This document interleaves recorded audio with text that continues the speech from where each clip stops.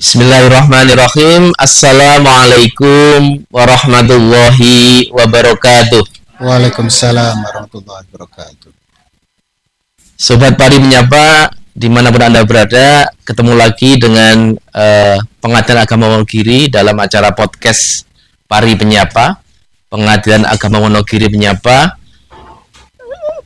Para pemirsa kanal YouTube PA Wonogiri, pada edisi kali ini kita kedatangan tamu spesial yang hadir di Pengadilan Agama Wonogiri dan akan berbincang santai dengan kita semua. Telah hadir bersama kita Bapak Muhammad Yulianto SAG MAG. Assalamualaikum, selamat siang Bapak. Waalaikumsalam Pak Ketua.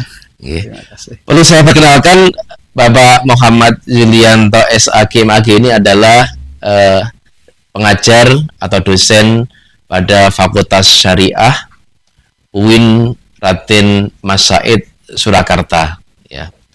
Hari ini menjadi bintang tamu spesial kita berbincang-bincang tentang dunia hukum dan peradilan. Saya akan mulai dengan pertanyaan kepada Pak Yulianto, ya, berkaitan dengan persepsi orang, Bapak. Jadi sebenarnya persepsi dunia orang di luar pengadilan itu, terutama dari si akademisi terhadap pengadilan, terutama pengadilan agama itu seperti apa, Pak? Monggo Pak Yulianto. Oke, terima kasih Pak Ketua, Pak Hasan Dawi SHI MSI.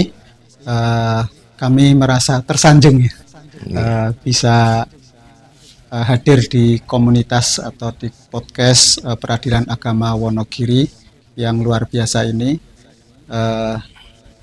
Terkait dengan pertanyaan tadi, kami dari kalangan akademisi sangat merespon positif terhadap perkembangan dan dinamika yang terjadi di pengadilan agama, khususnya di Pengadilan Agama Wonogiri.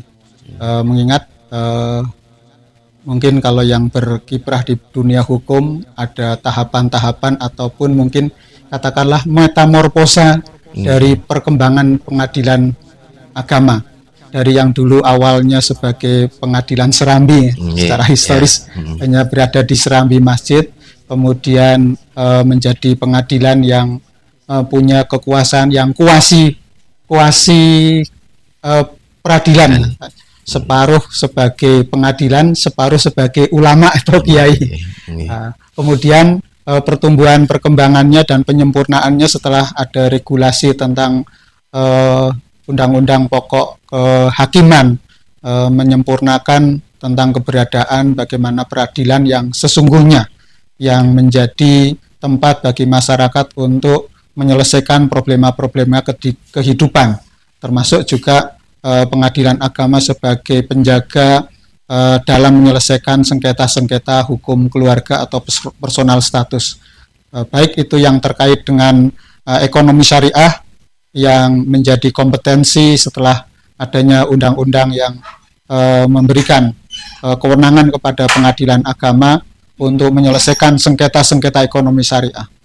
Nah, dengan perkembangan dinamika sosial dan kebutuhan masyarakat muslim yang luar biasa, terutama dengan kebutuhan perkembangan dinamika seperti halnya mungkin hukum keluarga yang semakin dinamis, di sisi yang lain tadi ekonomi juga menjadi ranah yang baru bagi pengadilan agama untuk diselesaikan. Maka kami sangat apresiatif terhadap pengadilan agama yang memperbaiki SDM-nya, yang dulu hanya ala kadarnya, sekarang sudah mempunyai standar pendidikan yang pasti itu, terutama tentang ilmu syariah dan kemampuan di dalam hukum positif atau hukum acara yang itu menjadi role ataupun bagaimana pelaksanaan hukum bisa dilaksanakan. Prinsipnya kami sangat apresiatif terhadap pengadilan agama yang melayani semua sengketa-sengketa keluarga maupun sengketa ekonomi syariah. Itu Pak Ketua. Iya, jadi gini Pak Yulianto, bahwa sekarang kan perkembangan pengadilan agama itu seperti pisang cukup pesat ya. terutama berkaitan dengan IT. Sekarang semua penanganan perkara itu berbasis IT semua gitu. Bagaimana menjembatani ini dengan dunia pendidikan? Apakah ada persiapan-persiapan khusus tahapan menyiapkan dunia pendidikan kita ketika masuk ke pengadilan itu menjadi pribadi yang siap dengan perkembangan itu, Pak? Ya. Oke, terima kasih. Pertanyaan yang sangat bagus sekali dan milenial banget. Kami dari dunia kampus sudah memberikan atau menyiapkan hubungan antara kalau di dalam istilah itu ada dunia usaha, dunia industri. Tapi dalam konteks pengadilan tentu ada bagaimana mahasiswa menerima teori di kampus dan menerima praktek di lapangan. Maka adanya praktek kerja lapangan atau praktek kuliah kerja lapangan di mahasiswa di pengadilan ini otomatis akan mengupdate perkembangan terkini dari pengadilan, baik itu nanti dari sisi pokok yang menjadi tupoksi pengadilan itu sendiri, katakanlah sengketa-sengketa yang ditangani, maupun dari segala sarana prasarana yang dijalankan. Karena kalau dalam teori itu disebutkan dalam teori efektivitas hukum itu disebutkan salah satunya ada kaidah hukum, kemudian ada peran serta partisipasi masyarakat, dan adanya sarana prasarana yang mendukung, serta tadi aparatur penegak hukum yang profesional. Nah, kaitannya dengan sarana, bahwa perkembangan IT ini bisa mempermudah sekaligus juga mendukung untuk tercapainya keadilan dalam pelayanan hukum, sehingga pencari keadilan tidak harus mungkin dalam proses persidangan tidak 100% bisa offline, tapi bisa ada blended ya, ada luring, ada daringnya, sehingga di situ akan terjadi suatu efektivitas di dalam pelaksanaan atau penegakan hukum. Jadi kami mengikuti apa yang dibutuhkan oleh dunia usaha, dunia industri, termasuk dalam hal ini adalah pengadilan agama sebagai bagian dari stakeholder yang ada dari kampus, yang kelak kami menyiapkan SDM untuk bisa dikembalikan kepada masyarakat ataupun user, dalam hal ini adalah pengadilan, ketika mahasiswa kami sudah lulus dengan kompetensi yang sesuai dengan capaian pembelajaran lulusan, sehingga profilnya bisa masuk di pengadilan agama gitu, Pak. Jadi kami menyiapkan SDM tentunya dengan dinamika mungkin yang belum kami miliki, katakanlah seperti laboratorium yang secara khusus untuk bisa memerankan ECOP gitu, Pak. Nah, kami sudah ada arah ke situ, diupayakan. Makanya model yang secara pasti bagaimana tadi kami menyampaikan teoritisnya, kemudian mahasiswa turun ke lapangan dan live in, kemudian bisa belajar secara langsung dengan para profesional hukum di sini, sehingga nanti mahasiswa mendapatkan feedback yang banyak dan bekal yang cukup untuk bisa kembali ke dunia industri dan dunia usaha, serta lapangan pekerjaan yang tersedia sesuai dengan kompetensi lulusan kami. Gitu, Pak. Kemarin ketika teman-teman mahasiswa Fakultas Syariah Raden Mas Said ya, UIN Raden Mas Said Surakarta ini PKL di PA Wonogiri, kebetulan selain mereka dapat tugas untuk mengamati sidang, kemudian mengamati proses perkara, mereka juga dapat tugas berkaitan dengan membuat konten, Pak Yulianto, konten-konten yang berkaitan dengan layanan pengadilan hukum Wonogiri. Dan alhamdulillah hasilnya bagus-bagus ya. Ada sekitar 5 konten kita minta untuk berkelompok bikin konten untuk layanan pengadilan, dan itu menggambarkan bahwa mereka sebenarnya memang paham, artinya mereka pertama memahami alur di pengadilan, juga ada bekal IT. Saya kira itu modal yang bagus untuk adik-adik semuanya gitu. Itu kenapa saya sampaikan, kenapa memang sekarang zamannya begitu, Pak Yudianto. Bahkan kemarin ada sedikit cerita, ada perkara waris itu yang biaya perkaranya karena pakai ikot yang biasanya jutaan, cuma 200.000. Itu. Jadi memang luar biasa penghematannya itu. Perkara waris disidangkan berkali-kali cuma habis 200 ribu yang biasanya jutaan itu. Itu menggambarkan bahwa IT memang salah satu tool alat penting kita untuk pembaruan pengadilan. Kembali ke pertanyaan berikutnya, Pak Yulianto, berkaitan dengan upaya-upaya yang telah dilakukan oleh pengadilan agama ya dalam pelayanan publik. Dalam pengamatan Pak Yulianto, pasti ada yang kurang. Apa sih Pak kritik untuk pengadilan agama untuk kami berbenah? Apa yang harus dibenahi dari perspektif orang yang berada di luar pengadilan ya, gitu Pak. Oke, terima kasih Pak Ketua. Kami di kampus mempunyai namanya pusat studi difabel atau pusat layanan pusat studi layanan difabel. Kami mengkaji beberapa akomodasi yang layak untuk akses terhadap penyandang disabilitas ketika berhadapan dengan hukum. Nah, salah satunya saya melihat di pengadilan agama dari sarana seperti halnya akses untuk kursi roda sudah ada sampai di ruang sidang.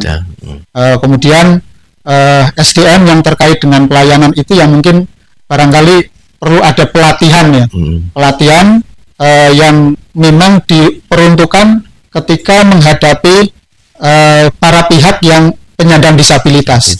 Termasuk barangkali kalau mungkin ada yang tunarungu wicara, perlu adanya yang menguasai bahasa isyarat.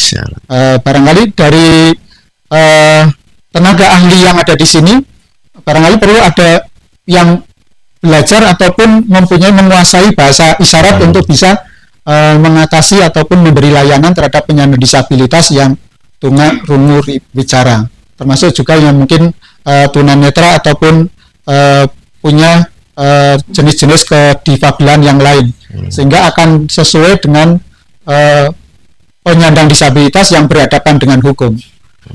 Kalau saya melihat kalau mungkin memang para pihaknya tidak disebutkan di dalam identitasnya ya, itu beliau menyandang disabilitasan apa itu. Tapi ini perlu bagi kita terutama dari pengadilan yang melayani, bahwa pengadilan agama bisa memberikan layanan yang inklusif. Semua masyarakat dalam bentuk ataupun dari ragam apapun disabilitasnya ataupun kebutuhan khususnya bisa dilayani di sini. Nah, barangkali disinilah yang mungkin perlu, termasuk kalau nanti sidang di lantai, kalau mungkin tempat pertemuannya di atas, tempat mediasinya di atas, berarti kan harus disesuaikan. Mungkin yang bisa akses itu di ruang mana, di mana akses kursi roda bisa, kamar mandi, kemudian toilet yang bisa untuk akses atau manuver kursi roda. Nah, barangkali mungkin yang aspek-aspek yang kecil ini, kalau ini dipenuhi, barangkali juga akan punya penilaian ya, karena mengakomodasi dari regulasi yang ada, di mana Undang-Undang Nomor 8 tahun 2016 tentang penyandang disabilitas itu mengamanahkan dengan turunan undang-undang itu akomodasi yang layak di peradilan, termasuk juga Pengadilan Agama Wonogiri. Gitu, Pak. Saya kira mungkin dari aspek pelayanan terhadap penyandang disabilitas yang perlu ditambah. Barangkali tadi ada petugas, baik mungkin hakimnya ataupun mungkin dari panitirannya atau front office-nya sudah punya bekal untuk bisa melayani masyarakat dengan kebutuhan khususnya. Gitu. Ya, menarik banget ini, artinya masukan dari kampus dalam ini UIN Raden Mas Surakarta ya, berkaitan dengan bagaimana mengoptimalkan layanan kepada kelompok difabel, Pak ya.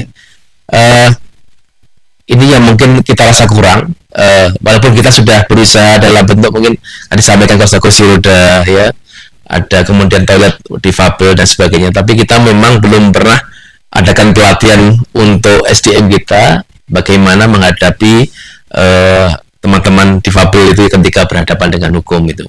Dan saya kira ini masukan yang menarik, mungkin ke depan bisa kerjasamakan dengan UIN kalau ada pusat studi difabel ya di sana untuk pelayanan masyarakat.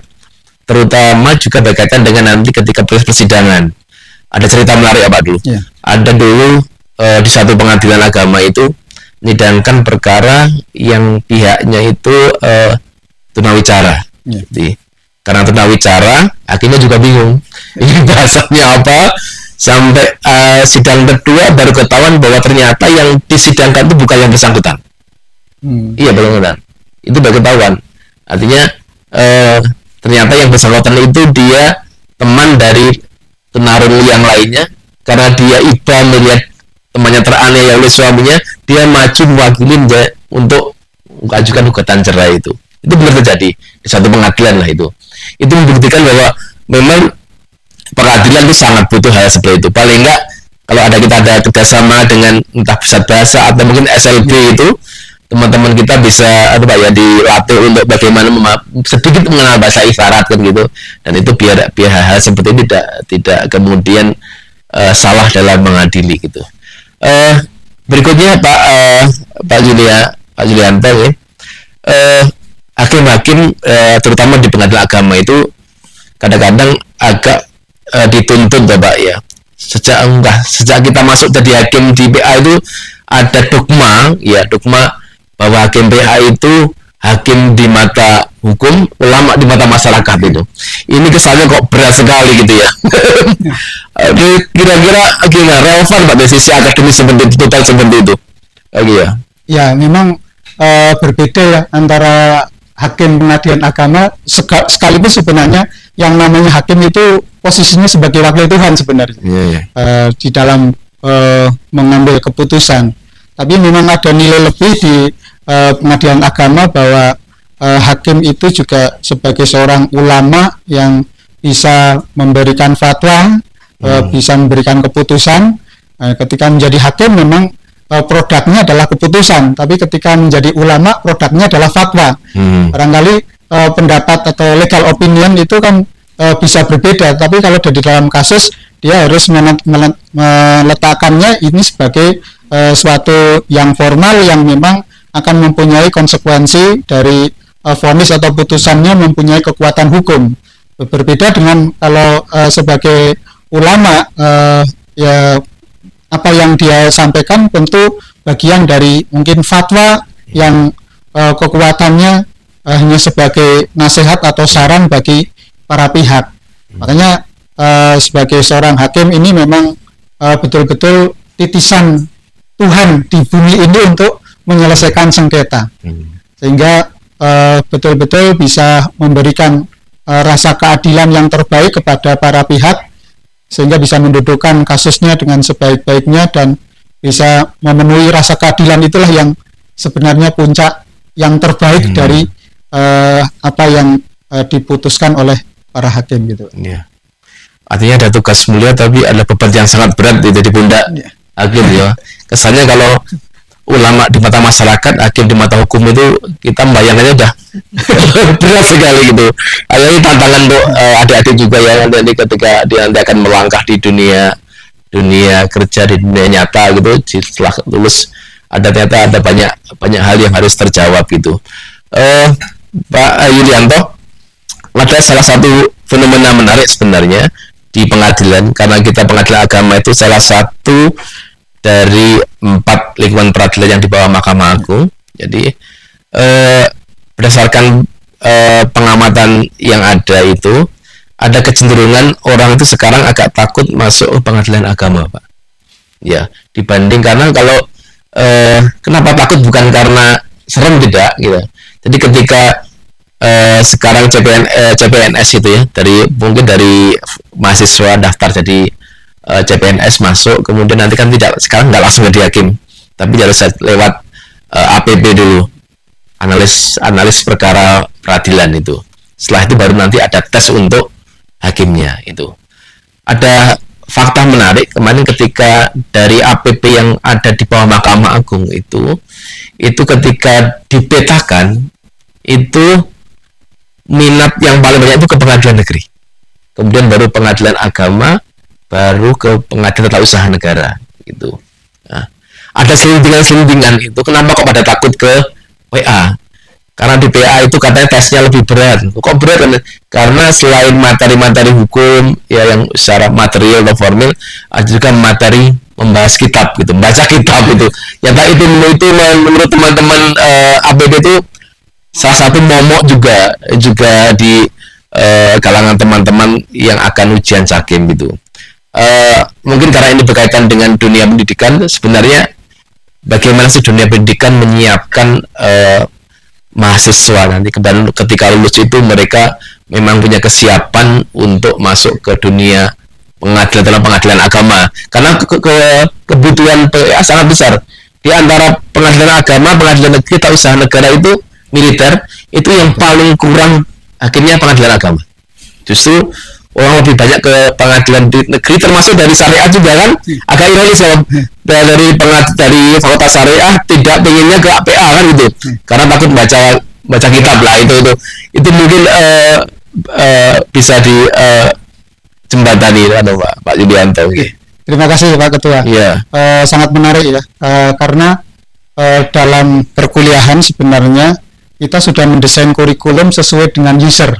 Kita makanya setiap periode paling tidak sekitar 2 tahun atau 3 tahun, periodenya kan biasanya maksimal itu 4 tahun untuk mereview kurikulum, sehingga disesuaikan. Dan ketika kita menyusun kurikulum pun juga menghadirkan stakeholder seperti dari pengadilan, masukannya seperti apa untuk mata kuliah yang relevan dengan perkembangan yang ada di dalam masyarakat. Nah, ketika kondisi istilahnya minat menjadi hakim pengadilan agama itu menjadi berkurang, maka dunia pendidikan seperti kami di Fakultas Syariah meresponnya dengan penambahan materi di dalam pembelajaran. Contoh setelah mahasiswa mengikuti perkuliahan, ada praktikum, kemudian seperti ini, kemudian pasca mereka lulus, kami juga menyelenggarakan semacam career development. Nah, itu menyiapkan mahasiswa yang akan mengisi beberapa formasi. Contohnya kalau mungkin berminat menjadi hakim, kita menyiapkan apa sih materi yang sekiranya akan diujikan dalam tes Cakim. Maka diantaranya adalah ada bahsul kutub itu, membaca kitab. Tadi kita mengadakan semacam kursus untuk membekali mahasiswa untuk kursus singkat ya, untuk bisa menyiapkan materi-materi yang familiar dengan itu. Katakan mungkin untuk bahasa Arab yang terkait dengan akhwalus syahsiyah, ya, atau bahasa Arab yang sesuai dengan iktisad ya, masalah ekonomi. Nah, sehingga ini nanti akan memudahkan calon atau alumni kami untuk bisa ikut dalam seleksi itu. Nah, inilah paling tidak gambaran yang sudah mereka dapatkan untuk bisa berkompetisi di situ. Nah, selain itu juga kami di dalam pembelajaran ada mata kuliah khusus tadi, al-lughatul arabiyah liiktisad untuk ekonomi itu. Jadi materi-materi yang dipelajari dalam bahasa Arab itu adalah bagian dari kitab kuning yang membahas tentang ekonomi atau membahas ahwalus syahsiyah, sehingga ini akan relevan ataupun mungkin bisa siap untuk bisa berkompetisi di calon-calon hakim gitu. Oke. Artinya menarik sekali, artinya dunia pendidikan juga menyesuaikan dengan kebutuhan praktis di lapangan ya, artinya untuk menyiapkan tenaga-tenaga penegak hukum yang handal di bidang masing-masing berdasarkan minat dan kesiapan tentunya itu ya. Sahabat Parim Nyapa, menarik sekali apa yang kita bahas pada siang hari ini, bagaimana menyeimbangkan, bagaimana menjembatani antara dunia pendidikan terutama di Fakultas Syariah dengan kebutuhan praktis di pengadilan agama. Saya berharap bahwa perbincangan kita pada siang hari ini banyak manfaatnya, dan terima kasih banyak kepada Pak Yulianto sudah berkenan menjadi bintang tamu di podcast kita. Sukses selalu Bapak, semoga sehat selalu. Amin. Dan kita akhiri, mungkin ada closing statement Pak. Iya, monggo. Terima kasih Pak Ketua. atas apresiasi Pengadilan Agama Wonogiri kelas 1 ini telah mempunyai podcast dan bisa mensosialisasikan kepada masyarakat apa yang perlu disiapkan masyarakat dalam menerima layanan-layanan di Pengadilan Agama. Kami berharap dengan kerjasama dengan perguruan tinggi akan melengkapi partisipasi Pengadilan Agama Wonogiri juga ikut menyiapkan sumber daya yang mereka juga akan kembali ke pengadilan, sehingga tidak akan kering SDM yang unggul untuk bisa bersinergi dengan berbagai pihak. Kami dari Fakultas Syariah UIN Raden Mas Said Surakarta mengapresiasi atas podcast ini, dan mungkin kami punya SDM yang barangkali akan ada podcast tematik yang bisa dikembangkan, sinergi antara pengadilan dengan perguruan tinggi. Ini juga akan menjadi poin bagi kami bahwa sinergi ini bisa meningkatkan mutu layanan kita, baik di bidang pendidikan maupun di bidang hukum, sehingga pembangunan hukum di Indonesia akan lebih bagus di masa yang akan datang. Terima kasih. Terima kasih.